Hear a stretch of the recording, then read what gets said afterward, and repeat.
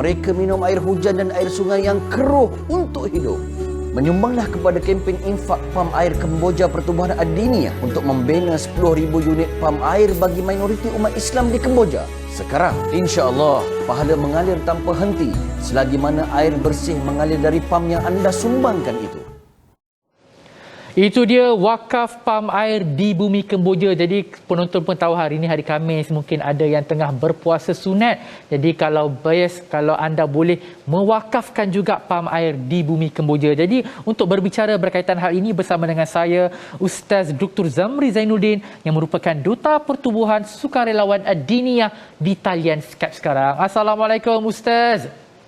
Waalaikumsalam warahmatullahi wabarakatuh. Hanan, apa khabar? Alhamdulillah sihat Ustaz. Fulama Ustaz sentiasa kacak dan ceria dan mantap pagi ni. Masya Allah. Jadi Ustaz, mungkin Ustaz boleh terangkan tentang latar belakang Pertubuhan Sukarelawan Ad-Diniyah ni Ustaz.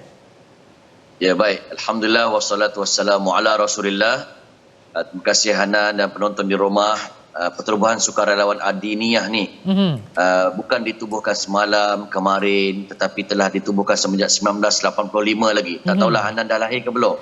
Saya belum lahir lagi Ustaz. Saya lahir 86. Dan aktif ketika itu dalam kerja-kerja kesukarelawanan bukan sahaja di Malaysia tetapi di negara-negara jiran. Ada terlibat dalam infak Quran, infak solar, infak tandas, infak basikal, negara-negara jiran termasuk seperti Indonesia, Myanmar, Bangladesh, tak terketinggalan juga Kemboja. Dan Alhamdulillah pada tahun lepas kita berjaya mengumpulkan 9,000 unit pam air yang berjaya diinfakkan dan diwakafkan.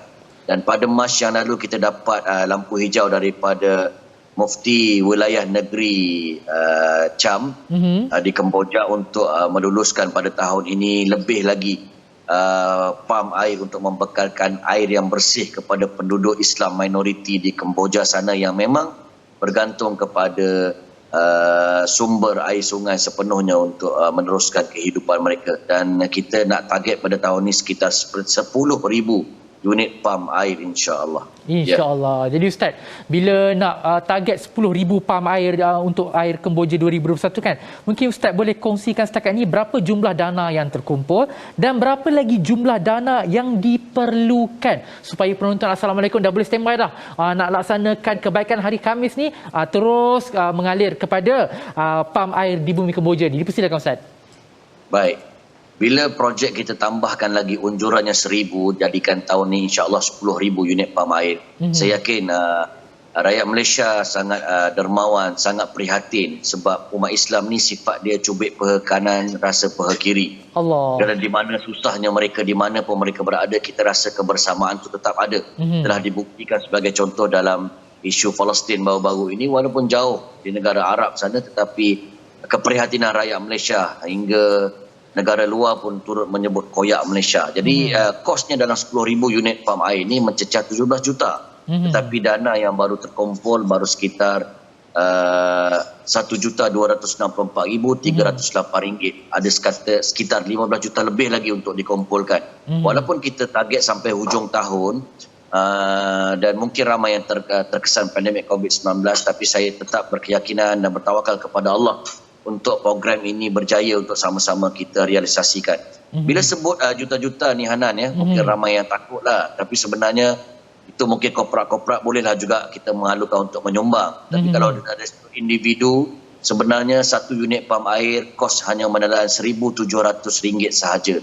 Dan boleh berkongsi pula dengan 10 penama. Kalau kita tengok gambar tadi ada nama plat untuk diletakkan nama-nama pewakaf, penyumbang, penginfak. Satu plat nama tu dalam 10 orang boleh dikongsi, bermakna satu orang kalau berkongsi tadi 10, RM170 sahaja.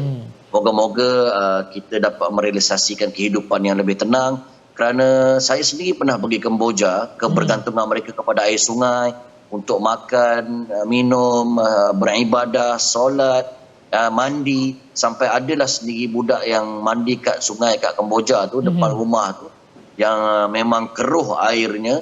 Naik-naik daripada sungai itu, rambut pun sama warna dengan air keruh kat sungai tadi.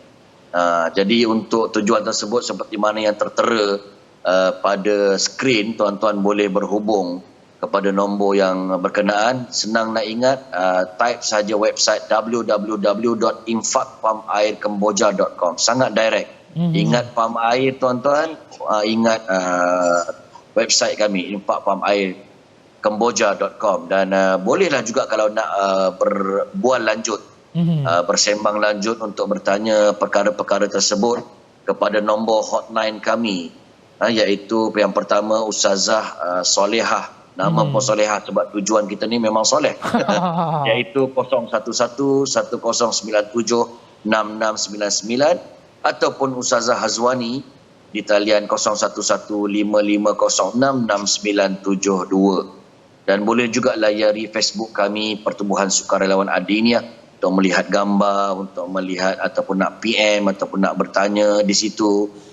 Semua platform itu termasuklah website kami dah terus lengkap dengan gambar, termasuklah internet banking untuk melakukan infak ataupun wakaf ini.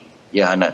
Allahu Akbar. Jadi saya kira apalah sangat kalau satu pam tu bernilai RM1,700, boleh dikongsi dengan 10 orang nama. Maksudnya satu bahagian RM170 saja. Apalah sangat kan daripada harta kita ni yang mungkin setahun tu berpuluh ribu kita kumpul duit gaji kita kan. Jadi apalah sangat RM170. Jadi laksanakan tanggungjawab kita sebagai seorang Muslim untuk berwakaf, berinfak untuk pam air di Bumi Kemboja bersama dengan Adiniah. Jadi saya nak ucapkan jutaan terima kasih kepada Ustaz Dr. Zamri Zainuddin yang merupakan Duta Pertubuhan Sukarelawan Adiniah kerana berkongsi maklumat semasa berkaitan dengan wakaf pam air di Bumi Kemboja. Jadi saya nak seru lagi sekali kepada penonton TV Al Hijrah. Jom laksanakan ibadah kita hari Khamis ni. Ustaz ada nak cakap ke?